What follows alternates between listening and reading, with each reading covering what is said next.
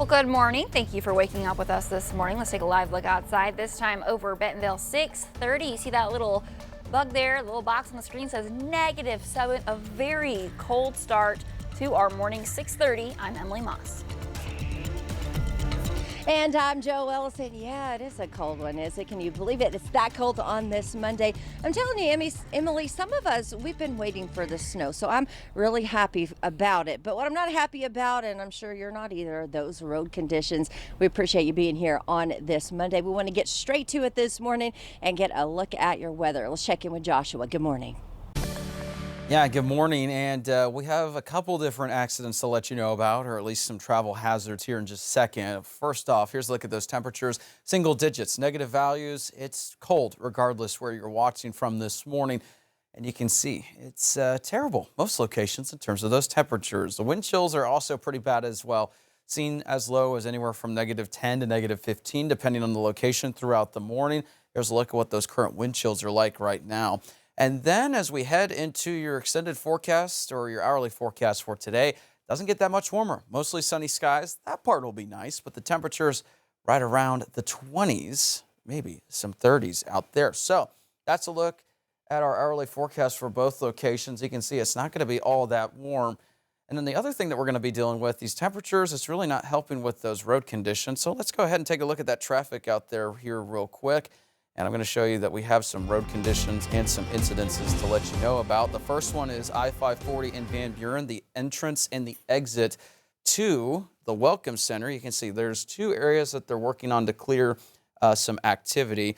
And I'm going to go ahead and go further to the east. And now this is where I-40 and 540 meet. This is south of the interchange in the northbound direction. Kind of off camera, there seems to be an accident that they are working off, or trying to get a vehicle that's stuck off of the roadway there. And then as we head over to the Arkansas-Oklahoma border right here on I-40 as well, you can see a vehicle has slid off the roadways and gone into partially the woods there. Crews are working to get that vehicle unstuck. So for the traffic this morning, assume all roads are bad and take it slow and take it easy. You can see we're starting to see some of these issues pick up.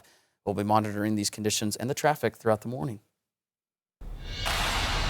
All right, some good advice there, Joshua. You know, we might be able to get you a bit of a closer look at what's going on there in Crawford County. Let's go out to Nate Benson from our sister station in Buffalo. He's been here in Arkansas helping us out. And Nate, are you there where that accident happened? Maybe they're on the off-ramp, that semi? Yeah, absolutely. Let me step aside so you can actually see it. Heavy lifting crews just arrived on scene to help assist the tractor trailer behind me, and then Highway Patrol is at the entrance of the Welcome Center tending to that tractor trailer in the ditch. And we've been here since about 4:30 this afternoon, or morning rather, and both tractor trailers have been here ever since. So obviously this situation happened in the overnight, and really, we saw another jackknife tractor trailer near the Van Buren exit of the eastbound I-40 earlier this morning as well. That is, I believe, since been cleared because they were pretty close to clearing it when we drove by it. So that's the narrative on I-40 right now. There's still a layer of ice on I-40. RDOT crews did a great job clearing that hard-packed snow, and the hard-packed snow is kind of like what you see here below my feet. It's just like all that slush and snow that came on Saturday and hardened, and as you can see, that heavy lifting equipment getting in position to assist, I think, that first tractor trailer at the Welcome Center, and then they will tend to the other one. Very active scene here along I-40. Again, you can see the chains there on the vehicle of this heavy lifting. You're going to need them. Certainly, if you have not ventured out because you just didn't want to avoid the storm, give yourself extra time this morning. I-40 will be quite a challenge if you're not used to driving on ice. You're going to be able to get going, but stopping will be a challenge this morning. So we're going to stay on scene here and monitor everything that's going on along the expressway. I'm Nate Benson. Let's send it on back to you. All right, thank you so much, Nate. Try to get warm here for us. Well, winter weather is impacting more than just roads and travel. Several local preschools and school districts are choosing to close today. Families are scrambling for some last-minute childcare. Staff at a Fort Smith preschool say they're using the extra day off to focus on safety, especially in concerns with transporting students. Parents, though, still need to go to work, so they're finding some creative ways to adjust their schedules. We have a lot of families who are in healthcare and they don't get the opportunity to stay home.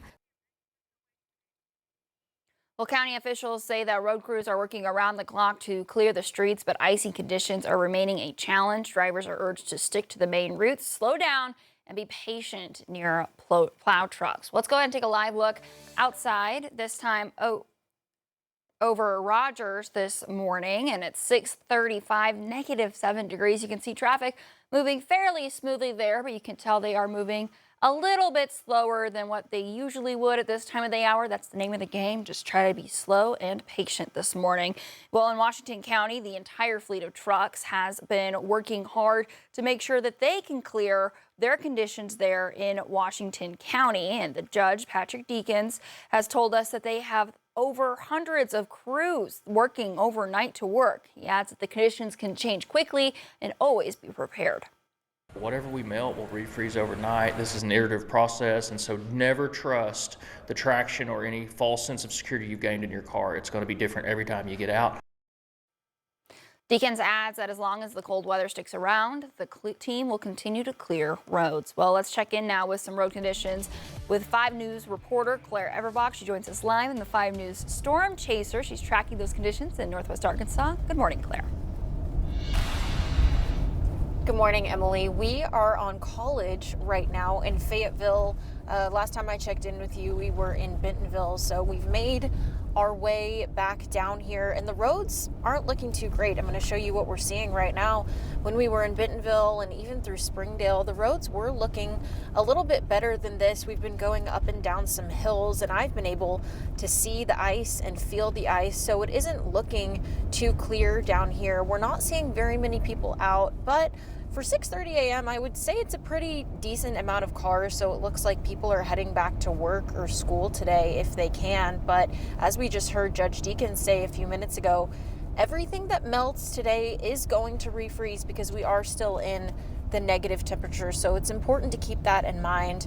And not all of this ice is visible either. Like I said, I can definitely see this ice. I'm not sure if you can, but it definitely is still going to be a problem, and we are even sliding a little bit when we turn.